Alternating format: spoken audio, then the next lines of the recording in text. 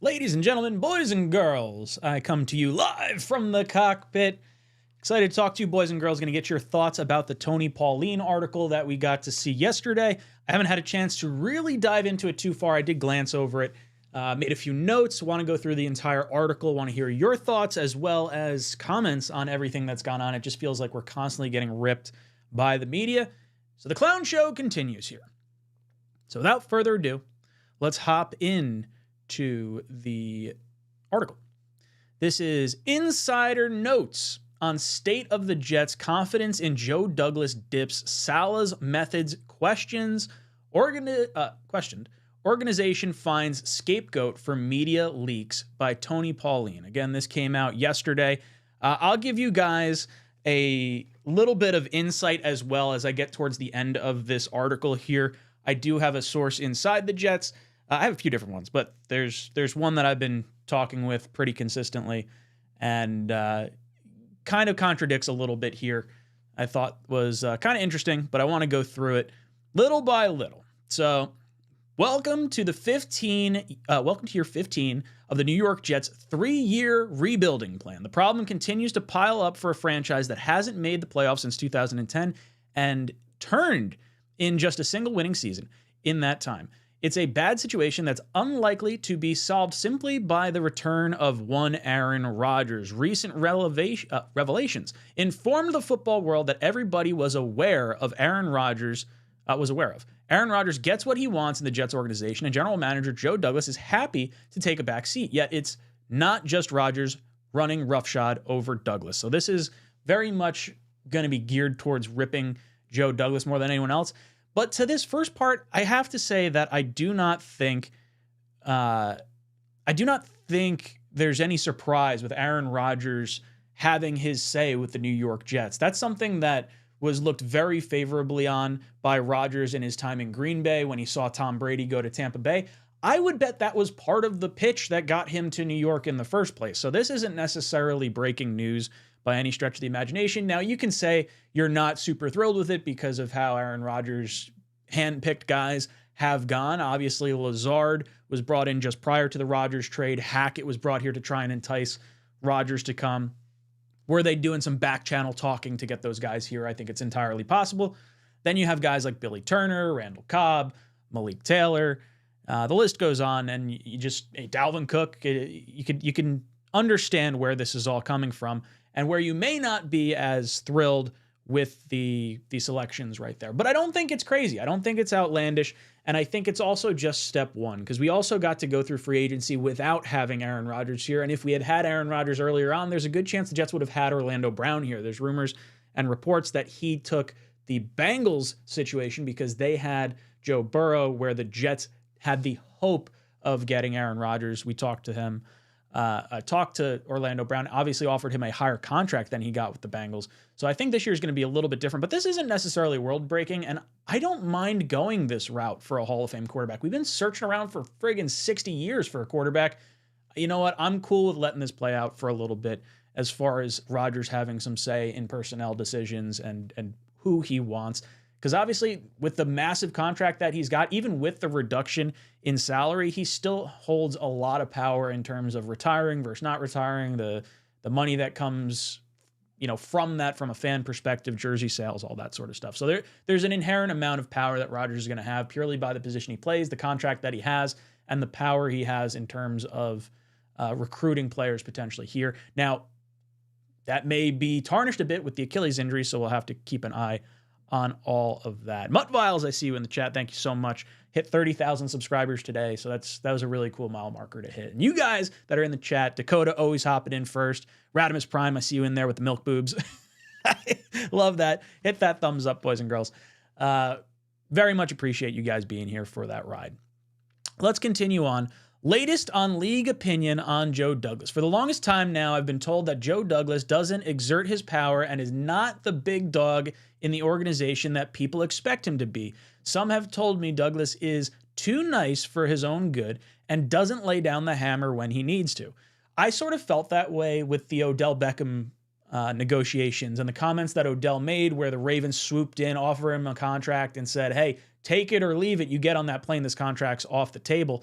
I would like Joe Douglas to go that route and at least have that type of bullishness to get guys in here. And I feel like that is something that we have lacked. We've missed out on guys like Joe Thuney, Jack Conklin, Orlando Brown, things of that nature because we either didn't offer enough money or maybe we're not aggressive enough in wanting him. I think we have this air about us of it is an honor to play for the New York Jets. And that's how I want our players to feel. But we do have to start winning in order for that to translate to free agent signings.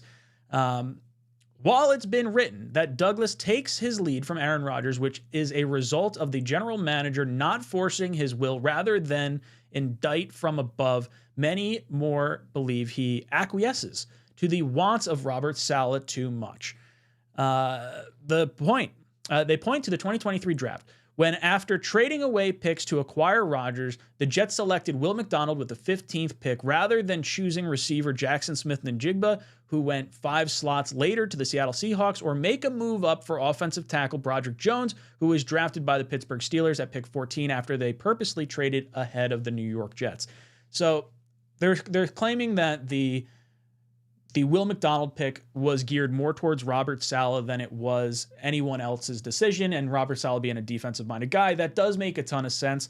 I think this was more of a replacement for Bryce Huff more than anything, and seeing that, you know, what he could cause from a disruption standpoint, the pass rusher in Will McDonald could really be that next person here when seemingly Huff was going to leave in free agency. Now, in hindsight, I very much wanted to retain Bryce Huff last year. I thought the drafting of Will McDonald was a mistake, and it did feel like Robert Saleh had his hands kind of all over this. As far as Jackson Smith-Njigba, it wasn't necessarily a slam dunk selection at that time. Obviously, you have the connection with Garrett Wilson, the relationship there, Jeremy Ruckert, both being from Ohio State. But as far as wide receiver goes, remember at this time of the draft, the Jets had Corey Davis, the Jets had Mecole Hardman, and they were still looking to add Odell Beckham Jr. So I don't know if drafting a receiver right there was at the time that pressing. Hindsight, I obviously agree. As far as Broderick Jones, I am on record as saying I do not think Joe Douglas made this trade before the draft on his own accord. I think this was fully Woody Johnson that forced this to happen, maybe in conjunction with the NFL as well. The news broke for Aaron Rodgers coming to the New York Jets the week of the NFL draft. So obviously all this stuff, the Jets had all the headlines heading into the draft. And then 2 weeks post-draft is when the schedule gets released. So the Jets wanted all those primetime games. They wanted Hard Knocks. There was a lot of money that came with it. And based on Woody Johnson not taking out the insurance on Rodgers' contract, in addition to all this, would have saved him $20 million on that contract as well. I think Woody Johnson forced the Jets to make this move prior to the draft for the publicity, for all the primetime games and all that. The press conferences that we saw from Joe Douglas and Robert Saleh at the owners' meetings, I believe it was the owners' meetings, is that what it was? Just a month prior to the draft, implied that they were fine waiting until training camp to get Aaron Rodgers in here, which means you would have had the 13th overall pick instead of the 15th overall pick, and you would have been able to select Broderick Jones instead of trading down and allowing the Steelers to trade with our division rival Patriots, because you forced the Rodgers trade to happen. So I'm still on in the camp of Woody was the one that kind of made this all sort of happen, and I don't particularly love the way in which it happened. See, Raging Jets fan coming in here. Thank you so much for joining the frequent flyer tier. Got to add you in here. Where is it? Bam! Raging Jets fan. Very much appreciated. If you guys do want to support the channel, you can click the little blue join button and helps go a long way. Or you can support the sponsor of the channel, which I will get to momentarily as we go through this article before I hop into the comment questions in the chat. All right, so let's continue on here. McDonald, who has a bright future, did not fit the win now mode.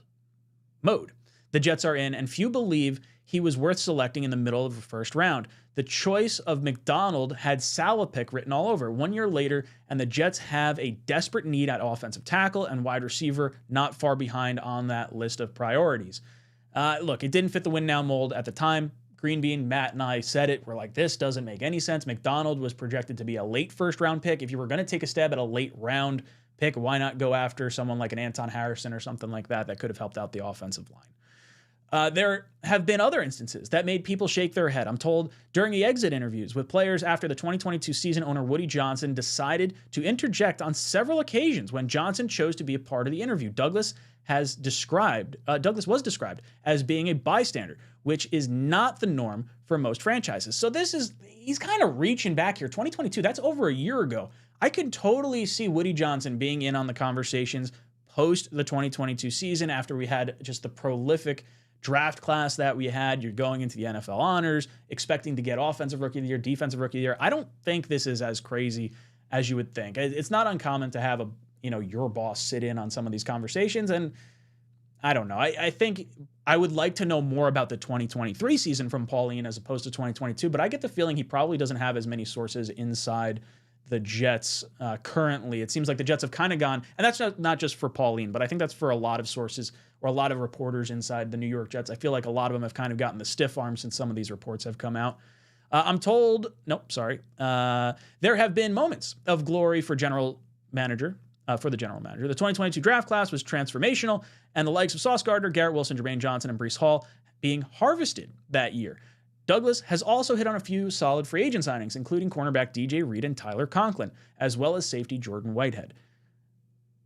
Yet there have been more misses than hits. The only other draft pick who has been a consistent producer from the 4 classes Joe Douglas has engineered is nickelback Michael Carter, a 5th-round pick in the 2021 draft. Elijah Vera Tucker has played well, but he hasn't been on the field. He's missed most of the last 2 seasons. Mekhi Becton, Douglas's first pick as general manager, and the 11th pick of the 2021 draft, went in reverse last season and is not expected to be back next year. So, look, the draft classes have been an issue for Joe Douglas, and I do think that there is a ton of criticism to have there.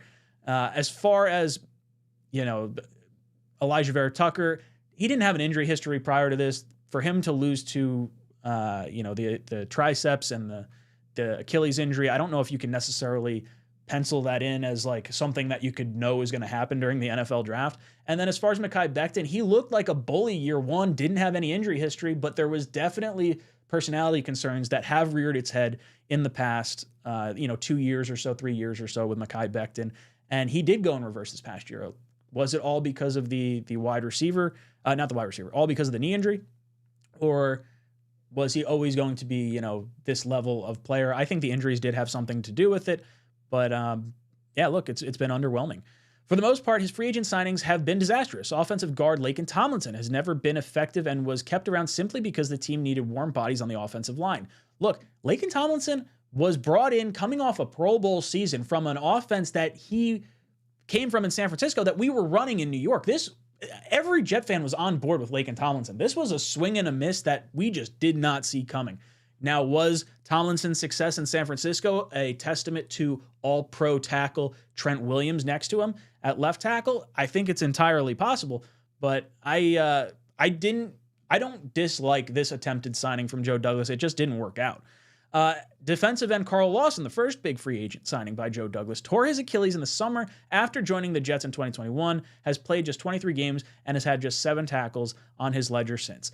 I don't have an issue with the Jets going after Carl Lawson. I don't have an issue with the money they paid Carl Lawson. I thought Carl Lawson was a really good edge rusher coming into New York, and when he tore his Achilles in Green Bay during those joint practices, it was crippling for this defense because you need the edge rushers to generate the pressure for the corners to be able to intercept passes, and we just did not have that 2 years ago. Or I guess, what would it be, 3 years ago at this point? But as far as Joe Douglas is concerned, my issue with Carl Lawson was the restructure this past year and his utilization this year. I would rather have not restructured him and taken the dead cap hit last year, or actually it would have been full and clean. You wouldn't have even had to worry about a dead cap hit. But I would have moved on from him in 2023. That way you save cap space, you give more playing time for Jermaine Johnson, more playing time for Will McDonald, your first-round pick, and more playing time for Bryce Huff. So I did not like the restructure there, and we're eating dead cap here because of it. Scroll down. Why Robert Saleh hasn't won too many admirers. Saleh, who took over as Jets head coach in 2021, has yet to deliver a single season over 500. Is well liked by the media for his sound bites. The same cannot be said for many of the players on his roster. While it's true Saleh never lost the locker room despite being on the brink numerous times, several players and people in the organization tell me that all too often, Saleh tells players what they want to hear rather than the truth, and the players know that Saleh is not being truthful to them. He then relies on assistant coaches to do the dirty work. This is probably the most damning thing that I've seen in this article here. And based on what I've sort of observed from media clips and player interactions, it feels like the players do like Saleh, but it feels like Saleh doesn't know how to be the bad guy. And that, as a head coach, is something that is not something I like to hear. As far as lying to the players and letting the positional coaches handle the dirty work, I don't love that, because as a boss, I have been put in situations like that where I would like, maybe things to be, said, but then I get, the task of telling the staff, one thing, or maybe the bad news. I don't like this. I'm not a fan of this, and I think this is a big concern moving forward here, or at least like overall among Saleh's time. Saleh's promise of player usage has been a big problem for many in the locker room, such as telling a player he'll be used a certain way or see a certain amount of playing time, only for that player to find out from a positional coach it was never true from the get-go. And while many say this goes on in every franchise, it tends to have a much more negative impact on a team whose head coach has never delivered a winning season. I've said that before. Look, the message gets stale when there is no winning going on. If you're going to have these consistent, negative stories, it's one thing if you're winning during the negative stories. But if that's not happening, it's going to get old very, very quickly. So that does not surprise me. I do think this probably does go on in other organizations, but again, the lack of winning will wear on people. The saga of 𝐀𝐟𝐼𝐥𝐢𝐵. More than a year ago, when the Jets hired 𝐀𝐟𝐼𝐿 to be an offensive line coach, I reported on the reaction from coaches and NFL personnel in attendance at the Shrine Bowl, a reaction that ranged from disbelief to same old Jets. This was something that we heard from Taylor Lewan. People do not like 𝐀𝐟𝐼𝐿. You saw him post, everyone except 𝐀𝐟𝐼𝐿 in Tennessee or whatever made a comment. Mekhi Becton commented on that. Breece Hall commented on it. It just seems like 𝐀𝐟𝐼𝐿 is not going to do us any favors in terms of development of offensive line players, as well as attracting free agent offensive line players, which is something we definitely need with a 40-year-old quarterback. Carter, who coached with Saleh in Seattle a decade earlier, is not highly considered in the league as a coach, or his ability to relate to players, and it showed this season. In fact, for more than a year now, multiple people tell me outright that Carter is not only a poor offensive line coach, but he is not liked by many players he is coaching on the Jets. The Jets' offensive line, the weak link of the team entering the season, worsened as the year progressed. They did suffer a rash of injuries, yet no player exemplified the downward spiral of the unit better than Mekhi Becton. So I can tell you right now, 𝐀𝐟𝐼𝐿 is someone I believe should have been fired this year. There were too many situations where you had offensive linemen either not blocking someone or just confused on stunts and blitzes, and it just never felt like we had consistent communication on a line that, like, all the individual pieces should have been better than what our lump sum of production actually was. So I do not like 𝐀𝐟𝐼𝐿. But as far as Mekhi Becton goes, I think this is more to do with his knee injuries and just losing a step, as opposed to actually, like, maybe underdeveloping or regressing under 𝐀𝐟𝐼𝐿. Either way, I don't like 𝐀𝐟𝐼𝐿. I'm not going to lose any sleep over this comment here. Joe Douglas.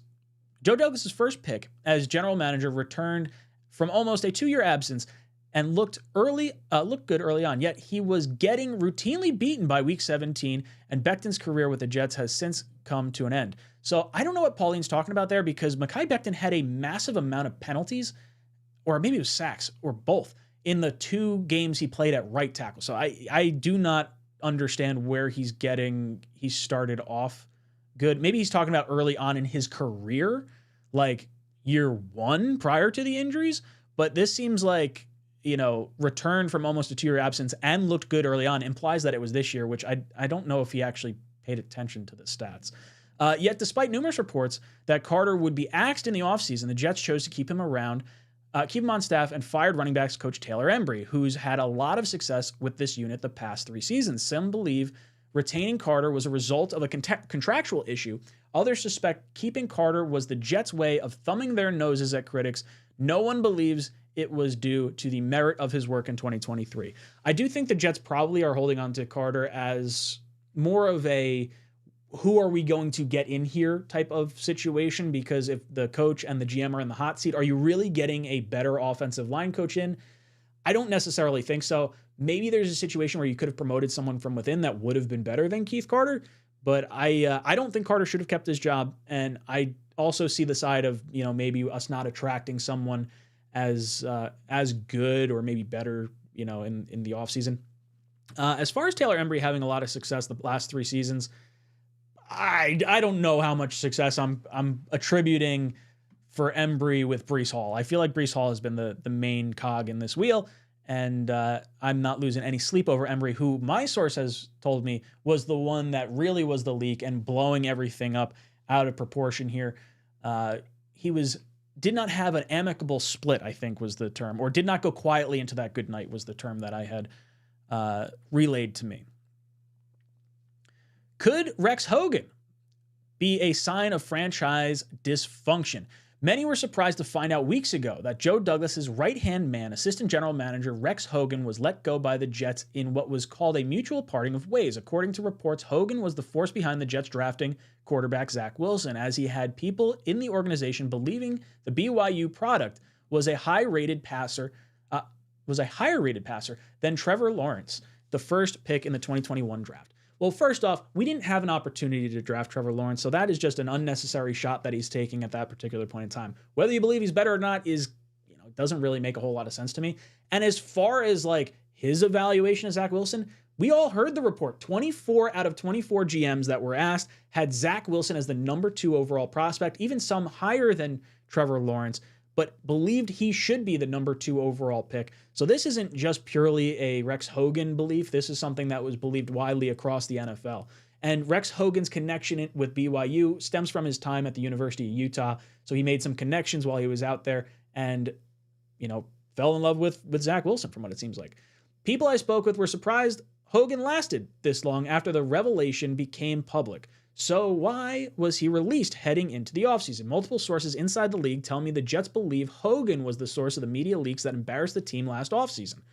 And there have been several leaks that began during the second half of the season, starting with Zach Wilson's reluctance to be inserted back into the lineup and went through the month of January. So this is where I will tell you, my source says this is completely false. This is not real at all. Tony Pauline's totally off base on this particular comment. He may have people telling him that people believe Rex Hogan to be the leak, but I can tell you for a fact it was not Rex Hogan that was the leak. Rex Hogan was actually, they were splitting ways weeks in advance from what I've been told prior to the report actually coming out, and I actually have picture proof of that as well, that something was going to get shaken up.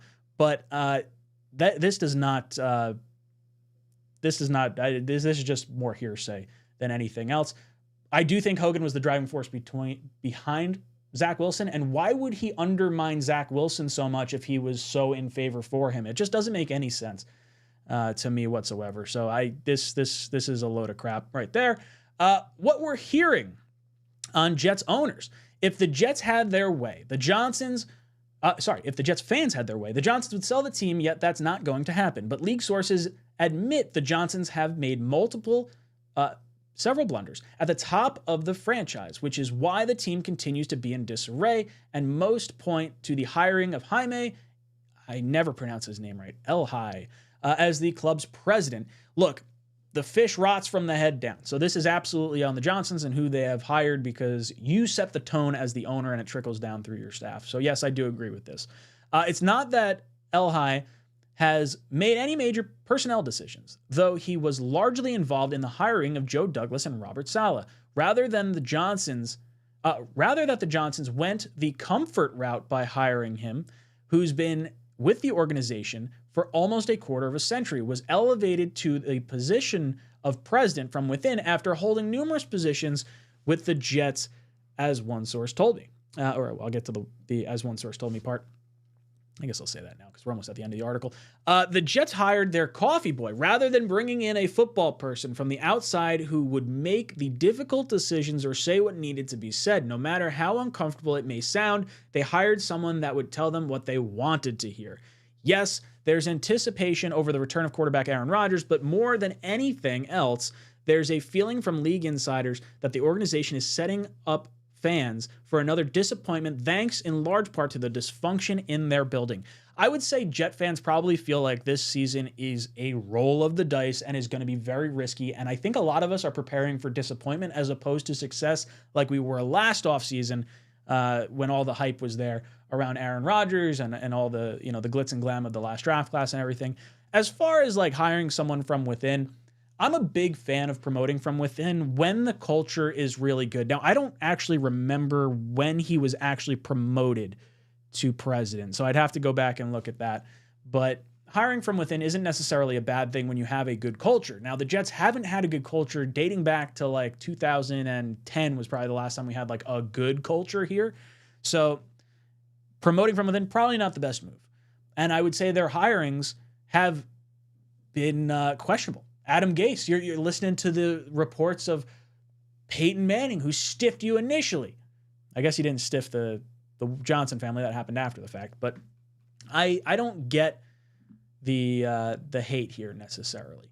Now, could you have brought someone else in? Yeah, I would love to have John Lynch as our GM or something along those lines. Make smarter decisions in the front office because then you make smart decisions down the line as well. I actually like Joe Douglas. I think he has been a better net positive than he has been a net negative. Now, this past year is where I sort of switched my tune a little bit. I was very, very high on Douglas. Now I'm probably somewhere just lukewarm, room temperature, whatever you want to call it. I'm not crazy high on him right now, especially because Becton hasn't looked good post-injury. Now, maybe this last draft class with Tittman and McDonald bears fruit next year, and we're all saying, okay, well, now he's got 2 draft classes in a row that are pretty good, plus whatever we wind up getting in the 2024 draft. But this is not great. You don't want to have other people around the league talking about how inept the Jets are from a structural standpoint, because that does trickle down. You're going to hear, agents talk about it. You're going to hear other owners talk about it. Players wind up hearing about it. They don't want to go there. We're already dealing with shitty turf. We're dealing with high state taxes. We're dealing with the aura of stink in the New York Jets and the media landscape and everything that comes with the noise that comes as being a New York Jet. So I don't love this in particular. Boys and girls, I do have a poll question in the chat. Do you want me to do more 32-team NFL mock drafts? I released my first mock draft this past yesterday, actually. So if you haven't taken a look at that, you can take a look at that. I really like doing the mock drafts. They do take a lot of time, but I can't actually monetize them because I use the highlights. So if you like if you like those videos, it helps if you drop a like down below. It goes a long way. Now, before I hop into your comment questions, I do want to thank the sponsor of the channel. Just pick this one up. I'm really excited. So I actually have been trying to cut back my alcohol consumption because I just feel like dog shit the next morning. That's what happens when you turn 34. Things are starting not working the way they should be working. But I have switched over to some of these THC seltzers and THC drops, and Crescent Canna was kind enough to sponsor the channel. If you use promo code JetsTalk, you'll get 25% off your order. I'll leave that link. It's pinned in the comment section in the live chat. It's also down in the description down below. This is actually really cool because I don't have that wicked hangover or like body debilitating, lockup after a night of drinking. So here I get to like mellow out. I don't have to go crazy. You can have as many gummies as you want, or as little gummies as you want. They have a bunch of different milligram percentages. The syrup's really cool because you can actually drop this syrup in any type of drink. So if you want to drop a little bit in your coffee or something along those lines, you can basically make your own THC drink. So if you wanted to use it in like your own seltzer, for instance, you can do that. But I'm a big fan of the White Claw seltzers, and since I've discovered the THC seltzers, I've started to pivot that way. So if you guys do want to support the channel, promo code JetsTalk will get you 25% off your order. Click the link in the description down below or in the pinned comment. All right, let's go into some of your comment questions that I've seen pop up through here. I see Antonio comes in with a super chat. Thank you so much, brother. He says, off topic, but I wish they would do a dark fighter jets gray instead of a black for the legacy alternative. I'm in agreement with you. You know what? Let me get my jersey, actually. I don't love the black jerseys. And last year, I saw a jersey for Rodgers that was a gray. This is deemed I think a fashion jersey is what it's considered. So you don't have the stripes or anything. I liked it because it didn't have those, like the arrows on the side or the wings or whatever you want to call it. I would love to see an F-16 fighter jet gray as our third colorway as opposed to the black. So I am in complete agreement with you there. I think the mock-ups of the black legacy that I've seen from like fan accounts and everything don't look very good. I think it's gonna be a rough look, and I don't know how you get around that. Other than that,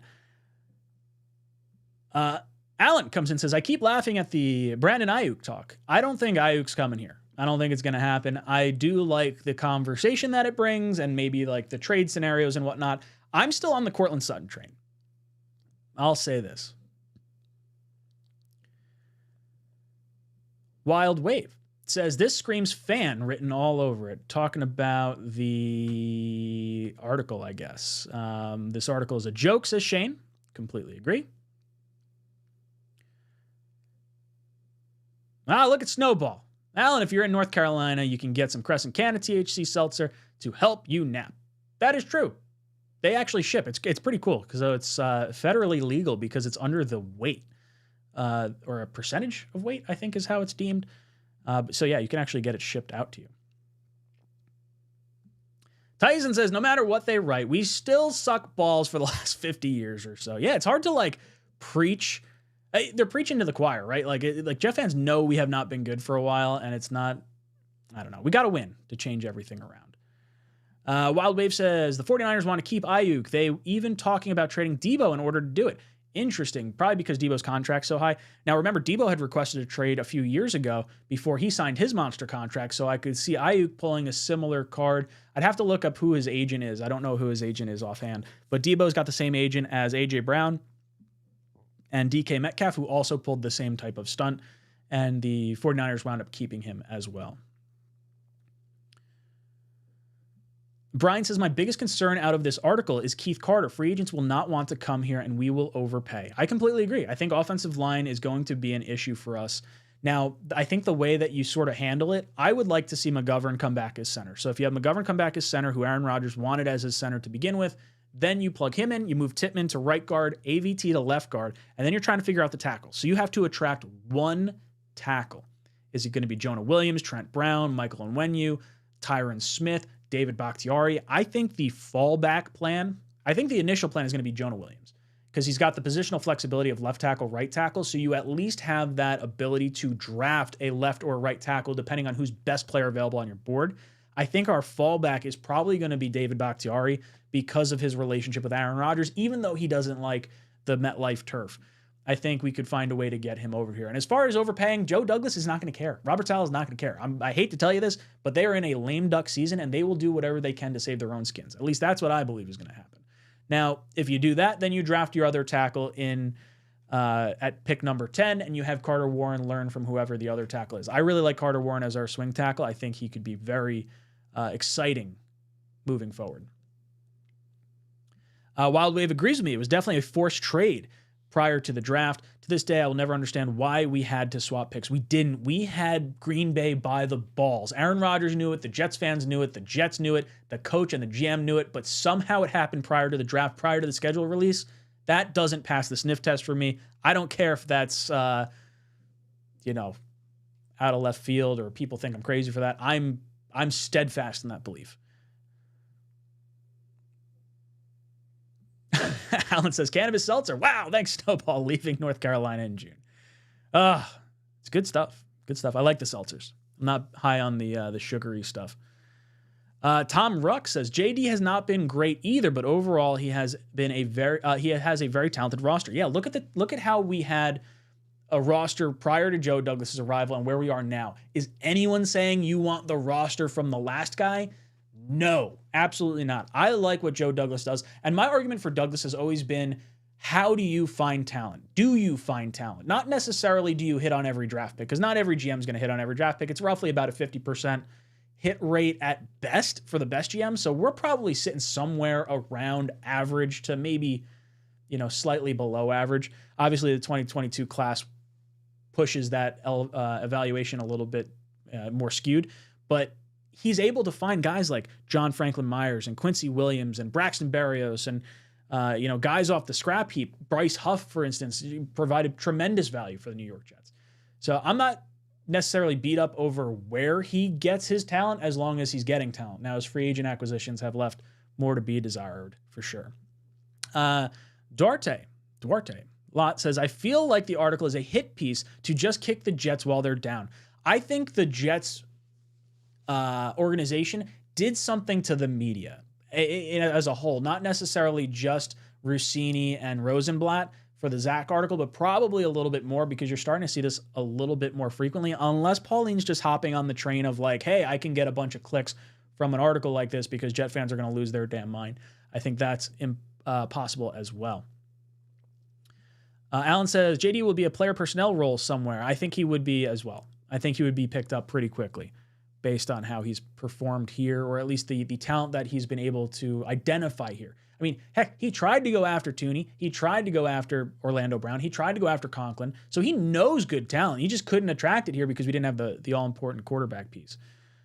Rico the Pup says, Anton Harrison allowed 5 sacks and 7 penalties and had Pro Football score 53. We'd all be calling him a bust and talking about how he needs to take a huge leap this year.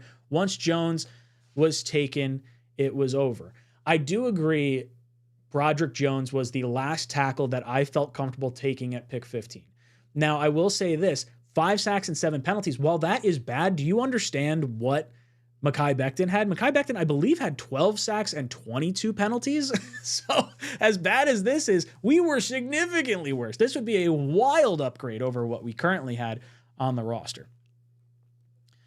Snowball says, Ryan, is it true Christopher Johnson and JB Smoove will be attending the Talkin' Jets draft party? I heard rumors about it. If you guys want to join the Talkin' Jets first round draft party, there are tickets available, talkinjets.com. If you guys want to do that, it's going to be a lot of fun. We got a bunch of people signed up for it already. Should be a lot of fun. Douglas comes in. What's up to you? He says, no irony at all saying you're not high on something when you're talking about a cannabis product.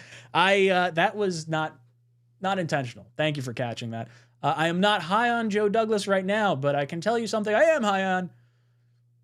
Crescent Cannabis. Sponsored. Link in the description down below.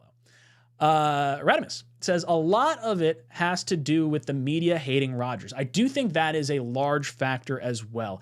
He has ripped apart media personalities and has said that, oh, you don't know what's going on. You lose my number, Schefter, all that good stuff. I think that plays a factor in it. And I do think that there's probably some residual hate that comes out from that as well. Mike says, trust me, the criticism of the Jets is warranted. They're easily one of, if not the worst teams in the NFL, with the worst owner. Now that Snyder's gone, you can argue worst owner. I don't know all the other owners super well, but I could tell you Johnson's not looked at in the best of lights. As far as point differential too, I believe the last 5 years the Jets are dead last in point differential by like a country mile. So we have stunk for a bit now.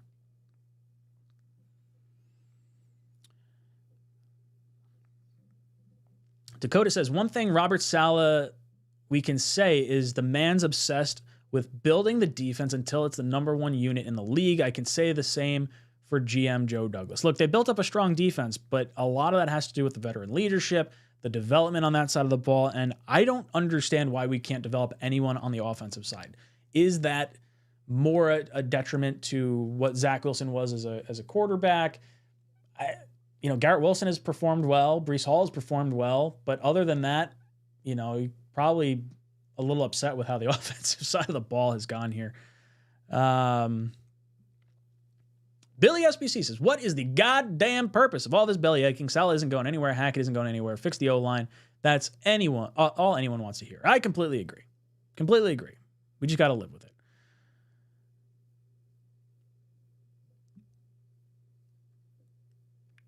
I have no idea how to pronounce it. 𝐂𝐿𝐴𝐚 says, I'm sick of these hit pieces. You don't see any other franchises covered by their beat reporters like this. Our beat really hates the team they cover. It's because we love giving them the clicks, giving them the opportunity to, drive us wild. We're one of the biggest fan bases in the country, and the media narrative knows if you pick on the Jets, you'll get clicks. That's what it is.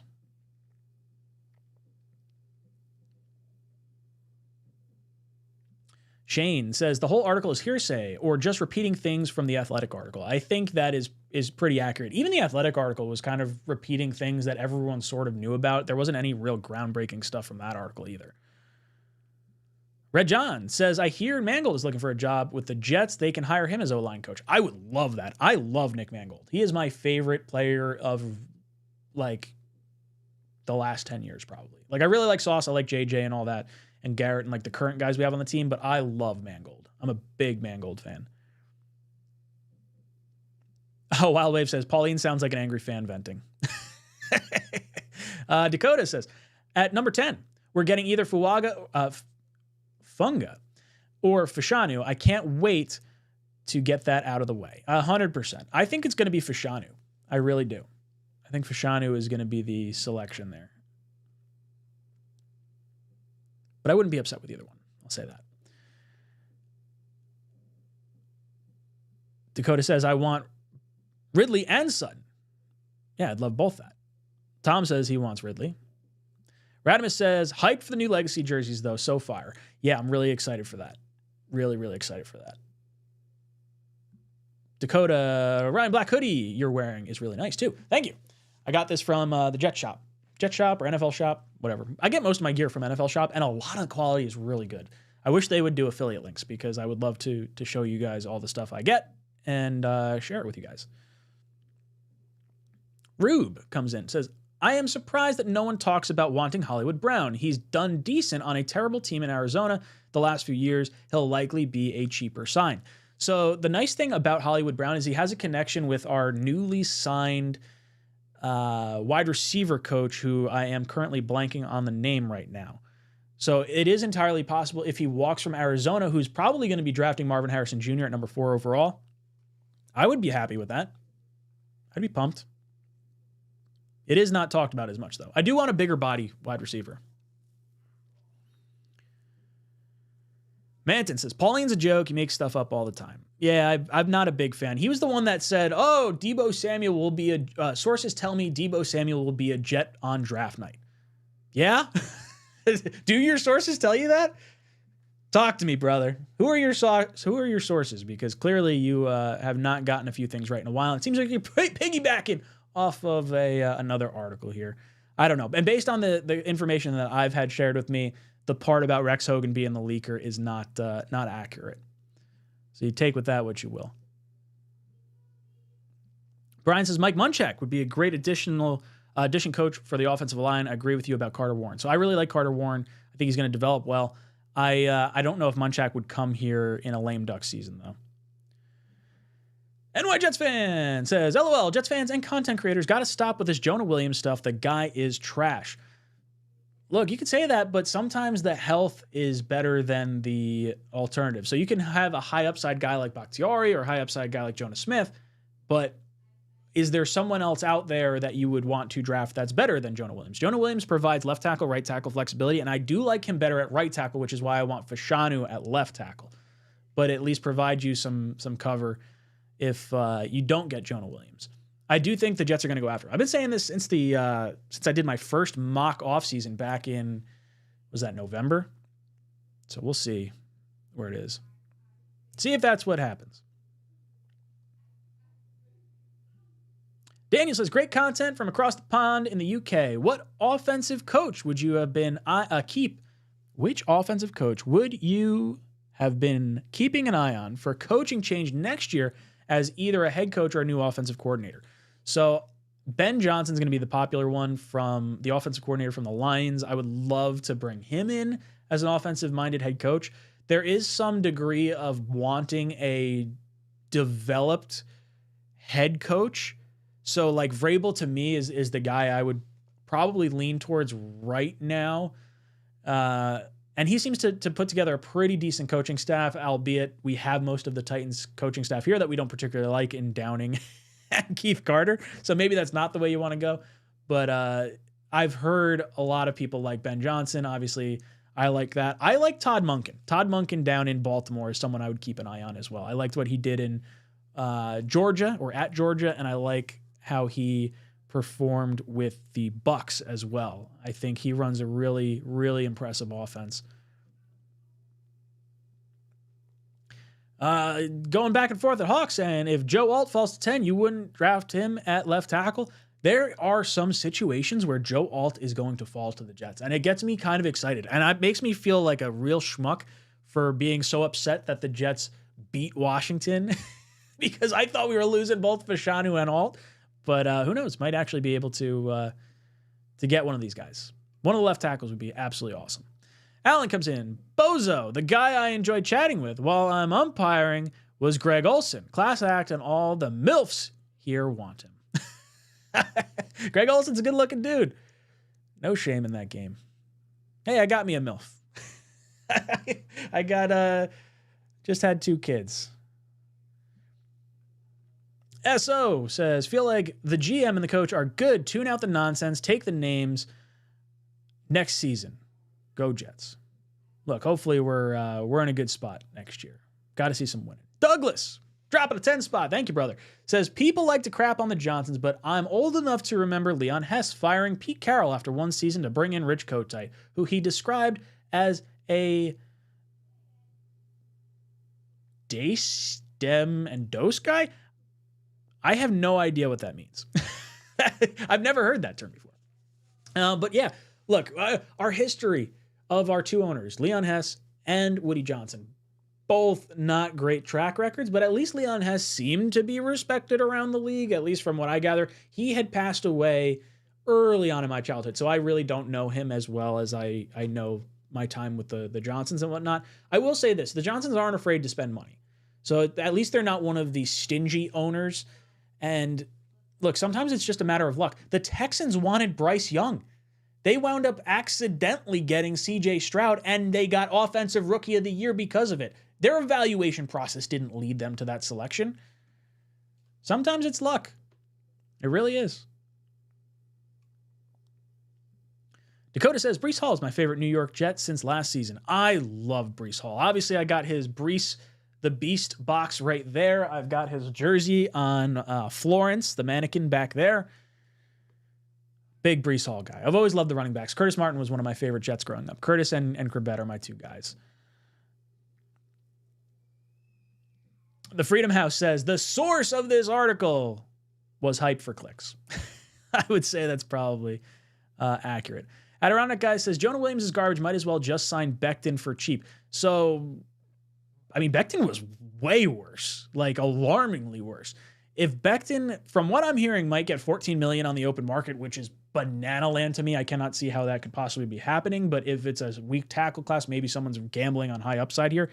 If you can get Becton back for like $5 million, maybe you consider it because he might be better. But I don't really want him back. I would move on from Mekhi, especially the comments that he had about 𝐀𝐟𝐼R𝐿 as well. We all said no to Jonah Williams last year, and now we want him. LMAO. Guys, please stop. I mean, he wasn't a free agent last year. He wanted to be traded, and they declined his trade offer, so he was never actually an option.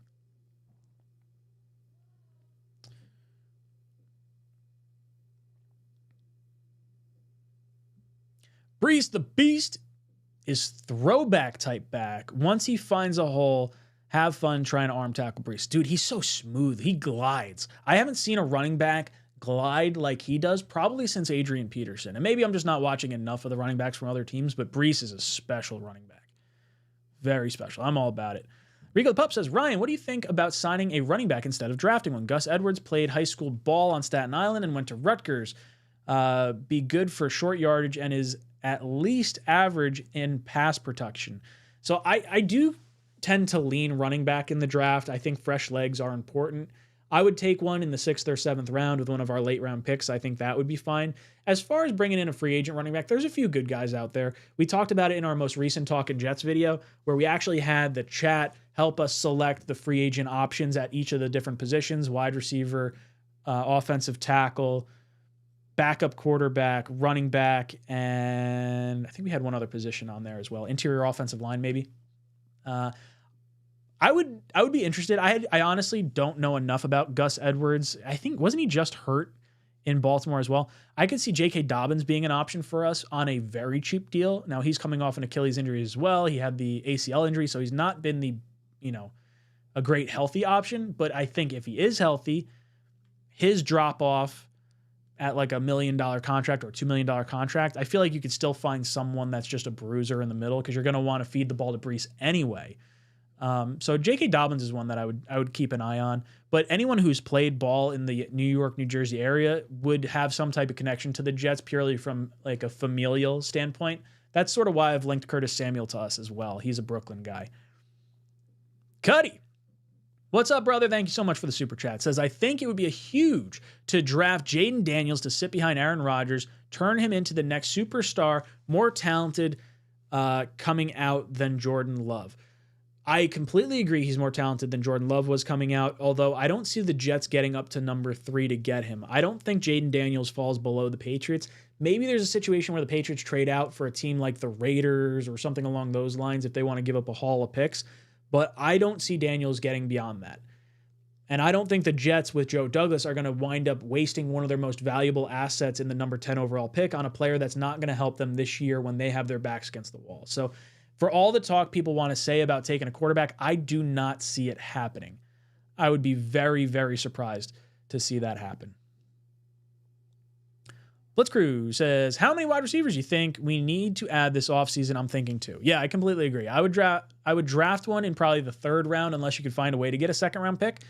And then I would say I would want one in free agency. I would probably go with like a Curtis Samuel in free agency. If you could trade for Courtland Sutton, I'm still on the Courtland Sutton train because of his contract value and because of what I think you could get him for. That would be my preference.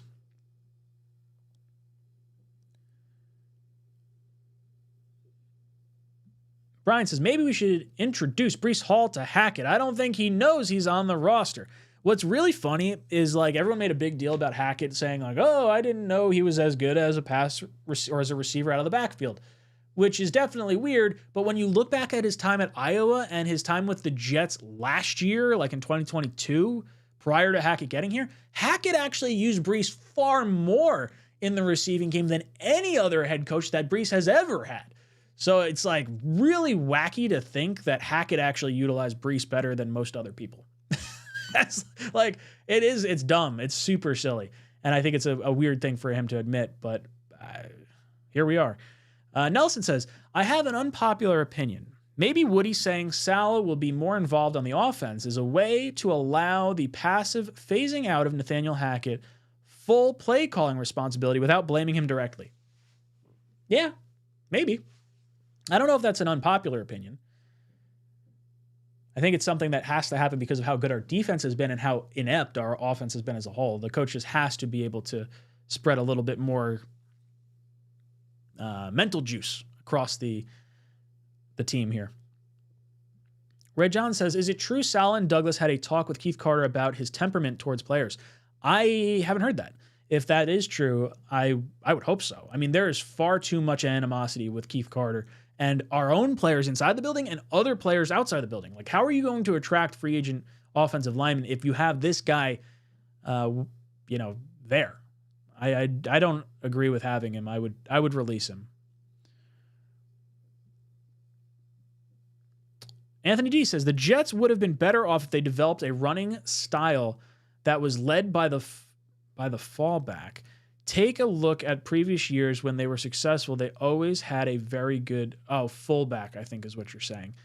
I would prefer Ruckert to be our fullback than waste a roster spot on Bawden. I don't think we used Bawden well enough to justify his roster spot. And that's not me disliking Bawden at all. I would be surprised if we used him effectively. Bloods Crew drops in with a 5 spot. Thank you so much for the super chat. It says, would rather draft a running back late. Undrafted free agents, running backs as of late. Cook, Bell, I will pass. You think Adams will stay a starter at safety? I do think Tony Adams stays as a starter at safety. I would like to see us retain Ashton Davis, maybe as a rotational third safety. And then I would like to retain Chuck Clark as well. If you can bring him back on a cheap deal, I wanted to see how that experiment was going to play out. And I'm comfortable with Ashton Davis needing to play more at safety if Clark isn't necessarily the guy. The Jets don't seem to value safety super high. We don't pay anyone a whole lot of money. Like Whitehead was our biggest acquisition, and his contract really wasn't that outrageous. But yeah, free agent running backs, for a bruiser back, I'm not too upset with. If you can have a guy that can come in here on a very cheap contract that could be like 2 yards in a cloud of dust, that's sort of where I'm leaning with running back. I like the young legs option, especially with not necessarily knowing what we have in Izzy. I think he underperformed compared to our expectations last year.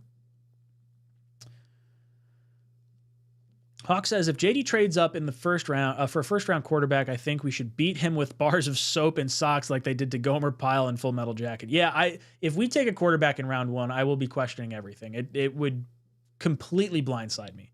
Wild Wave says, I still think we tag and trade Huff. He's valuable in a premium position, and he's only 25 years old. Jets would be stupid to let him walk for free. I agree. I would franchise tag Bryce Huff. I just don't know if JD is going to do that because it's going to eat into our salary cap space immediately. Now, maybe you rework contracts initially to allow you to sign free agents with Huff on the franchise tag. And if your worst case scenario is you have to play Huff on the franchise tag, then fine. I'm okay with that. I would rather lose him next year after we've gone all in on a season this year. But I would love to get a second-round pick for Huff. I would be surprised if the Jets franchise tag him at this point. I haven't heard any rumors of it. It just seems a little far-fetched for me. Nelson says, remember how Shanahan overrode his defensive coordinator in the Super Bowl? More of that from Saleh over Hackett. Yeah, I mean, heck, I'd love to see Saleh say, screw you, Hackett, run the ball more. Screw you, Hackett, let's score some damn points. I don't know. The division of offense-defense didn't seem to work with Gase and Williams. I don't know if it's going to work here with Hackett and Saleh. But with Rodgers and Saleh, it may be a little different. I think Rodgers' voice carries a little more weight than some of the coaching staff. Cuddy said, sorry, wrong guy. He meant Jordan Travis. So I do like what you're saying, Cuddy. Cuddy's earlier comment was about the Jets drafting Jaden Daniels. Jaden Daniels is the pick that's going to go arguably top 3 from LSU. Jordan Travis, however, may fall past the 3rd round into the 4th round. He had a really serious, I believe it was an ankle injury. But what's nice about Jordan Travis is you can draft him in like a middle of the pack round who has a much higher upside than where his draft stock will ultimately land him. But the benefit of that is I think you can IR him during training camp because of the injury. So if I'm the Jets, I'm not relying on quarterback 3 in any capacity. If we get down to quarterback 3, we're relying on Breece Hall, we're relying on the running game and our defense to win us games. So I would carry 2 quarterbacks into the season. I would say Aaron Rodgers, we're planning on you starting every single game. Then I would bring in someone like a Jacoby Brissett, and I would say, okay, you are here in the event Rodgers has to miss a game or 2. You can get us a win or 2. Our hope isn't for you to start the entirety of the season like what would have happened this past year, because I think if you have to rely on that, you're probably not making a really deep run anyway, unless Rodgers is slated to come back with enough time to be healthy in the playoffs. So Jordan Travis, I really like this pick in the middle rounds to IR him, to save a roster spot and kind of punt on a season of him, but still allow him to be around Rodgers anyway. Now, you wouldn't be able to do that with like Pratt or maybe one of the quarterbacks that might slide down in the 3rd round. Maybe for some reason Bo Nix slides that far. I don't think that'll happen. But I do like that idea with Jordan Travis a lot. So I am on board with you for that. Dakota says Gus Edwards has been underrated and has been a beast. That whole Baltimore run game has been really, really good. And I don't know how to separate that from each of the independent running backs and what Lamar does. Like, Lamar could cause things to open up in the running game because he could just take things and run the other way. So it's maybe a little grain of salt with the Baltimore running backs. Red Shrimper says, no way the Jets are taking a quarterback before the mid-rounds. It's going to be all about offensive line and wide receiver in the draft. So yeah, that's what Cuddy was just kind of clarifying for us. He thinks that the Jets should go in the mid-rounds with Jordan Travis, and I would agree. I would like that move. I don't know if the Jets necessarily do that. I mean, maybe it's a high upside swing that they say like, hey, maybe we will survive next year. Part of me thinks they're just going to use every asset possible to win this season. Golden Robert, thank you so much. He says, hey, pilot, priority is 2 offensive linemen in free agency. You can run and pass block, or who can run and pass block. Quarterback 2, round 4, maybe round 5. So yeah, 2 offensive linemen in free agency. If you're going to go that route, and maybe you can bring McGovern back as like a depth piece, so you don't have him penciled in as a starter. I really like the interior offensive linemen that are going to be available in free agency.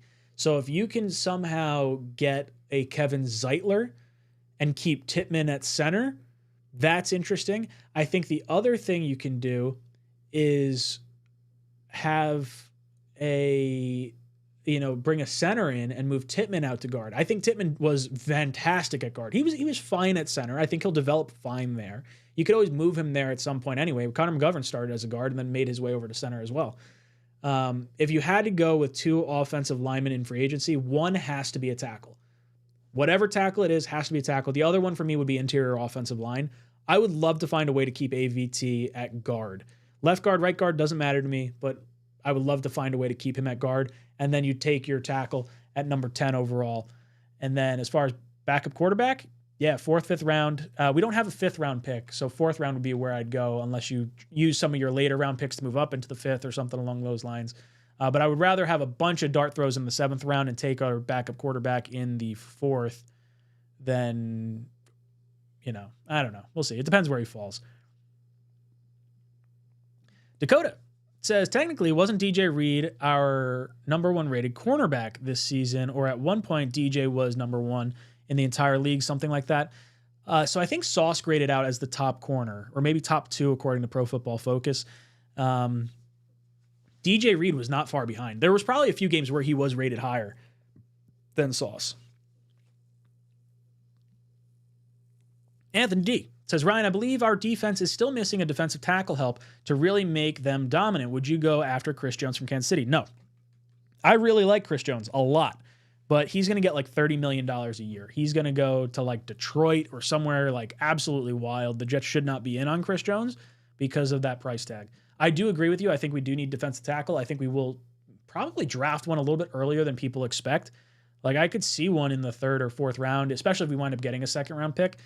But I would like to bring back a Quentin Jefferson, maybe a Sheldon Rankins. Maybe he wants to possibly come back here, although he might like his time going to Houston, I believe is where he is with the D'Amico Ryans right now. I like Fletcher Cox. We went after him last year before he re-signed with the Eagles. So Fletcher Cox on like a $7 or $8 million deal would be where I would go as opposed to going after a $30 million Chris Jones. No way. My name is the Irish spelling of Kevin, and that's how it's pronounced.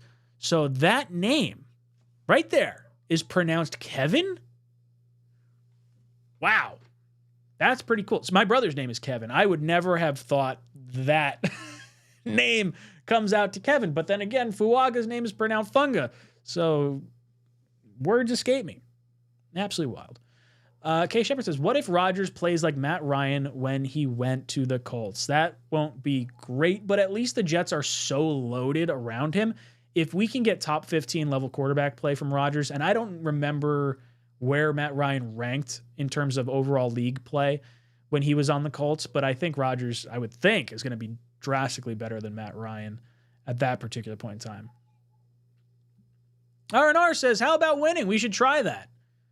I agree. Sounds like a fantastic move for our New York Jets. I see that little banana as your avatar. I got Mr. Banana Land coming across. my little one, who's a 1.5-year-old, loves nanas. Big nanas fan. Anytime we see a bunch of nanas, we're letting everyone know about it. Dakota says, Regal the Pup, that is a big fact. DJ Reed has helped us so much since being with us. He's been a beast his whole career. I really like DJ Reed, but I understand where people may be saying they want to move him. If you want to move DJ Reed, I think you have to get a first-round pick or a high second-round pick. I would not be open to moving DJ Reed for anything less than that because I think you're going to get a compensation pick if you let him walk after next year. Or if the season winds up looking lost, then maybe you make a move at that point. I think you look at both Eccles and Bryce Hall and you say, okay, when Sauce and Reed were out, they were able to hold the Eagles in check, so maybe the Jets don't have to rely too much on our cornerbacks, and maybe they shouldn't be signing Reed to a monster extension. I'm probably somewhere in the middle on that. I don't really want to get rid of him. I think he's too good. Addison says, quarterback 1, Rodgers. Quarterback 2, Brees in the Wildcat. Oh, that would be filthy. That would be a lot of fun. I would love to see Tyler Huntley as our backup. It's never going to happen. But Tyler Huntley as backup with Brees in the shotgun with the two of them would be a really fun offense to watch. Because I don't really think a backup is going to get us a ton of wins unless you get someone like a Brissett or a Minshew in here. R&R says, Pauline is a clown and has been whack for a long time. I completely agree. Completely agree. Radimus says, Ryan, you uncultured swine. I have no idea what I said to get that response, but you're damn right I'm an uncultured swine. It's okay. Rube says, just bought Madden. Time to start my Texans franchise and trade for Brees where he belongs. So I just downloaded Madden. It's in Game Pass now, finally. Every year after, I don't know if it's during the Pro Bowl week or just after the Super Bowl, it gets added into Game Pass. And I think maybe next year, because EA was bought by Microsoft, maybe they'll go into Game Pass initially. I got to start playing Madden a little bit more. I don't play. I'm not very good at it. I used to be really good playing Madden, but I don't play as frequently anymore. All right, so we are at the hour mark. Oh, there we go. See, Radimus Prime says, that was in reference to Kevin's name. Yeah, I'm uncultured because I don't understand the Irish spelling of Kevin. That's really cool. I learned something new today. So that's pretty neat. All right, so we are at the end of the stream. I do want to toss it back to you guys. Let me know your thoughts about the Tony Pauline article. How good, bad, ugly was this article in your eyes? Let me know in the comment section down below. Hit that like button if you guys have enjoyed this stream and you want to help support the channel. If you do want to help support the channel, I'll plug it one more time. You guys could head over to Crescent Canna.